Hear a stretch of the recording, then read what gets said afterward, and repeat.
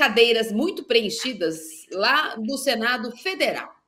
Depois daquela pataquada de ontem, daquele crime de machismo, sexismo explícito, eu até agora estou aguardando uma manifestação ou do Conselho de Ética ou do presidente do Senado. Hoje a gente teve uma nova oitiva com representantes da Comissão de Arbitragem da CBF para falar. Aparentemente, a CPI devia chamar CPI do título perdido do Botafogo, porque sobre apuração de apostas ou manipulação de resultado com apostas esportivas, me parece não ter outro assunto a não ser a expulsão do Adrielson e o 4-3 do Palmeiras. Então, podia abrir uma específica sobre isso, já que todos os assuntos giram em torno disso. Mas o que a gente teve de repercussão do que aconteceu ontem, diferentemente de ser a piadoca do senador Jorge Cajuru, foi o dono do Botafogo, o senhor John Textor, postando nas redes sociais dele ataques à comissão, que até anteontem era amiguinha dele, e ao próprio Jorge Cajuru,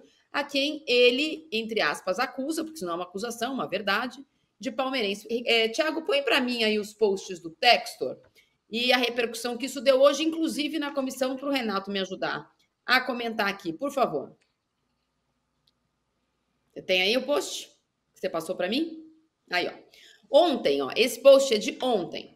Então, tá lá, tá vendo? Dá para ler aqui na nossa tela, para quem está só ouvindo a gente, tá lá. Senador Cajuru, seus 15 minutos de fama estão quase acabando. Espero que você tenha aprendido com a investigação da manipulação de resultado e tenha se beneficiado bastante dela. Quero ver se você é mais senador do que palmeirense, blá, blá, blá, blá, blá, blá. Quando você clica nesse post do senhor John Textor, é um vídeo que a gente não está conseguindo reproduzir aqui, mas da jogada, uma delas, da jogada da expulsão do Adrielson no famoso 3-4, que jamais acabará, do ano passado.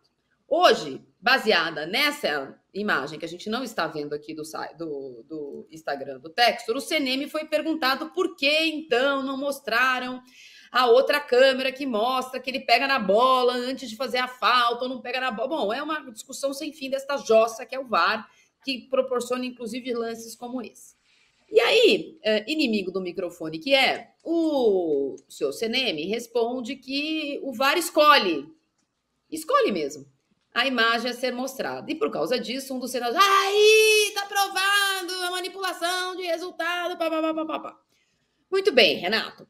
Me parece que ignorar o assunto não vai nos ajudar, porque o Textor não vai deixar o assunto morrer. O Senado, talvez nessa esteira de jogos parados, percebeu que tem uma certa visibilidade e agora há um checkmate, né?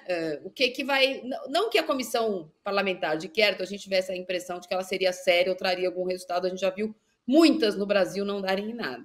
Mas a discussão em si virou galhofa. É uma galhofa total desde o início, Marília. Infelizmente, essa é a verdade.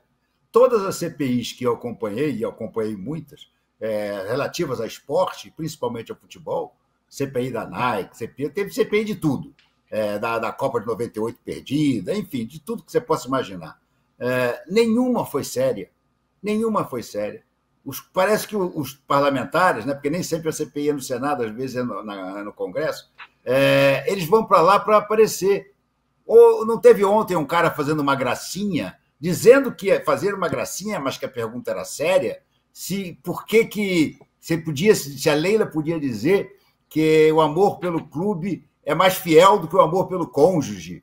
Imagina, gente, um senador da República se dá a esse papel ridículo e milhares de outras coisas. Gente, Marília, eu não perco meu tempo vendo essa CPI, porque não vai resolver rigorosamente nada. Nada. Isso eu tenho certeza absoluta. Ainda mais com o Cajuru sendo o principal nome. O Romário ontem pediu a Leila se ela não podia emprestar alguns jogadores ruins para o América. É uma palhaçada. Não dá nem para dizer que são os melhores momentos, os piores momentos que passam depois no dia seguinte. Porque é uma tristeza. E o Textor, gente? O Textor parece aquele João Teimoso. Lembra o João Teimoso? Todos nós, quando pequenos, tivemos o João Teimoso, né? Aquele boneco que você dava um soco nele, ele ia para trás e voltava. Aí você dava outro, ele ia para trás e voltava. E o João Textor é um João Teimoso com esses mesmos relatórios. Ele não traz nada de novo. Isso tudo já foi mostrado e não convenceu ninguém. O relatório dele sobre os jogadores do São Paulo Eu, se fosse qualquer um daqueles jogadores, estaria processando ele criminalmente. Ah, não marcou como deveria. Ah, não se esforçou como era esperado. Gente, é uma piada total. E essa insistência, essa obstinação dele em relação à expulsão do Adrielson é mais ridícula ainda. Porque, além do Adrielson ter sido muito bem expulso, a câmera que ele diz que não foi mostrada e que ele mostra nesse vídeo aí, não alivia em nada o cartão vermelho que ele deveria ter levado e levou, porque, de fato, o jogador do Palmeiras ia para dentro do gol sozinho e ainda tinha um companheiro atrás dele, porque ele poderia passar a bola. Então, seria, obviamente, uma ação imediata, de perigo iminente do gol, certíssima expulsão, não há dúvida em relação a isso, e ele esquece que o Tiquinho perdeu, nesse mesmo jogo, ainda 3-1, perdeu um pênalti aos 40 minutos. Bateu um pênalti não se esforçou. Pois é, mas disso ele não fala. O relatório dele devia dizer o seguinte: Tiquinho, nosso atleta, não se esforçou. E o Everton pegou. E aí a manipulação se concluiu. Pô, não é possível, gente. Não é possível. Eu fico boquiaberto de ver como tem gente que ainda leva o Textor a sério. Eu fico boquiaberto. Essa maldição desse Textor, o que ele faz é o seguinte: ele estraga os programas. Hoje o Seleção Sport TV, programa que eu vejo sempre, meu amigo André Rizek, mas o André Rizek é outro que parece obcecado pelo Textor. Pô, gastou a primeira hora inteira do programa falando dessa... Aí eu vou usar o teu termo, dessa jossa. Essa é que é uma jossa, essa denúncia do Textor. Jossa é o próprio John Textor. Ô cidadão ridículo, que coisa inacreditável. Tomara que a Leila ganhe todos os processos dele e que ele seja expulso, banido do futebol. Isso é um mal. Fala, Mili, então, você levantou duas vezes. Eu estou concordando com tudo que o Renato falou. Eu queria só fazer umas ponderações. Assim, se é a Leila Pereira dando esse chilique que o John Textor está dando, por causa de um jogo, estariam o Brasil inteiro chamando de louca, de chata, de histérica, de chiliquenta, e ninguém nem estaria dando bola para isso. O John Textor não entende patavinás de futebol. Eu vou deixar isso aqui muito claro. O John Textor não sabe nada de futebol. E ele, sim, deveria ter sido confrontado nessa CPI aí, fictícia, sobre ele não entender de futebol. E não a Leila Pereira. Esse senhor aí, esse senador Chico Rodrigues, do PSB de Roraima, Renato, que você citou, a linha de pergunta dele foi a seguinte. Eu vou primeiro perguntar se é mais fácil trair o cônjuge ou o time do coração, por quê? Ele queria primeiro deixar claro que a Leila estava ali porque ela tem um marido poderoso. Depois, ele queria deixar muito claro que a Leila não é palmeirense. E aí, ele foi conduzindo a entrevista para isso. E a Leila foi falando, não, eu sou sim, desde muito nova, eu conheci meu marido muito nova, ele era palmeirense, minha família é vascaína. Ela foi tendo que se explicar uma coisa que ela não deveria. Sabe quem não é botafoguense, gente? O John Textor. Alguém perguntou isso? Não perguntaram. Não perguntaram. Não, gente, assim, é um machismo tão escancarado, que me deixa, assim, transtornada. A lambeção de bota para o John Textor foi um negócio grotesco. Teve um senador falando assim, pedindo desculpas por não falar inglês com ele, mas deixando claro que saberia falar se fosse necessário. Foi isso, foi nesse nível. O grande empresário, o gringo Salvador, ele está chegando para dizer para a gente como devemos conduzir o futebol. Oh, meu Deus, fale com a gente. A mulher, que é a presidente do clube mais vitorioso do Brasil dos últimos tempos, tratada desse jeito. Está registrado. Essa CPI não vai servir para absolutamente nada. Sabe para que ela vai servir? Para deixar esses 2 vídeos registrados. Está ali o machismo escancarado. Quem não entende de futebol é esse senhor John Textor. Ele está vindo aqui com toda a estadunidense dele dizer pra gente como deveríamos nos comportar. Não. Brasil se escreve com S, meu senhor, e o senhor precisa entender o que é o futebol. O VAR é uma aberração em si. Não tem nada a ver com comportamento de atleta. Eu, por exemplo, acho que a Adrielson não deveria ter sido expulso. Mas isso é o futebol. Ele é cheio de tragédias, de falhas, de glórias, de erros. Se a gente for fazer esse jogo aí que o John Textor quer, acabou. Acabou o futebol no Brasil. E concordo com a Leila. Se for provado que ele não tem provas, adeus, John Textor. Eu acho que a discussão, elas se perdem, porque são discussões importantes. Imagina num país sério, você está com uma comissão que apura isso e um jogador convocado para uma competição oficial denunciado por isso num outro país. Esse sim tinha que ser um jogador convocado a prestar esclarecimentos no Congresso Nacional. Ele representa o país e ele, nesse momento, ele não é investigado, ele não é culpado, porém, ele foi denunciado. Mas não, é uma comissão feita para esquetes de humor datados, sexistas, machistas, eventualmente até ontem teve no Congresso também homofobia, e tá tudo bem, entendeu? Porque tá tudo bem, porque pode. Acho que eles usam da imunidade parlamentar para serem aquilo que eles são, na verdade, esse bando de gente tosca. Acho, Bodão, inclusive, que a discussão que está na nossa enquete, na Inglaterra, os clubes em reunião séria, mas resolveram, apesar do Klopp ter falado que era contra, de haver muitas críticas construtivas ao uso da jossa, e jossa everywhere, não tem tradução para essa palavra, viu, Texto? Pode usar o meu jossa. Eles resolveram manter o uso do VAR na próxima Premier League, começa no dia 11 de agosto.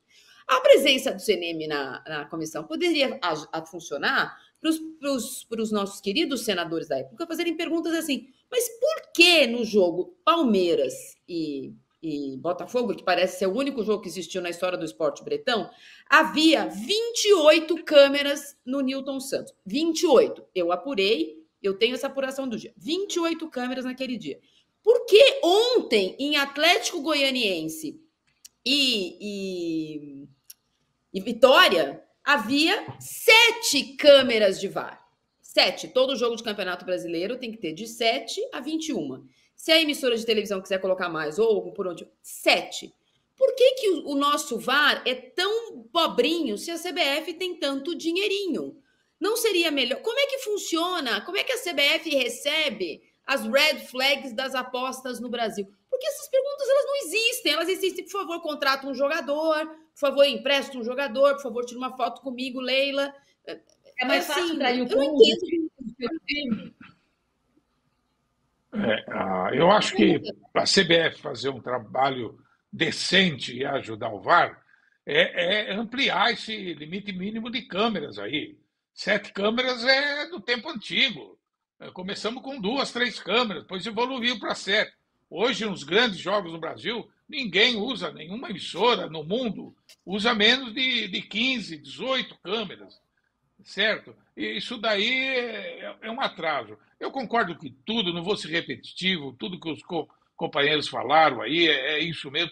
A única coisa bem feita é que precisava uma apuração maior, precisava uma parceria com o CBF, Ministério Público. É o que o Ministério Público de Goiás fez, que denunciou 19 jogadores, confessaram, as denúncias, todas apuradas até agora, não são denúncias vazias, tem muita justificativa, jogadores aceitando, declarando-se culpado. Isso sim, em questão de aposta, eu vejo um perigo danado. O país inteiro aposta feito louco hoje. E tem muito interesse em resultado de futebol.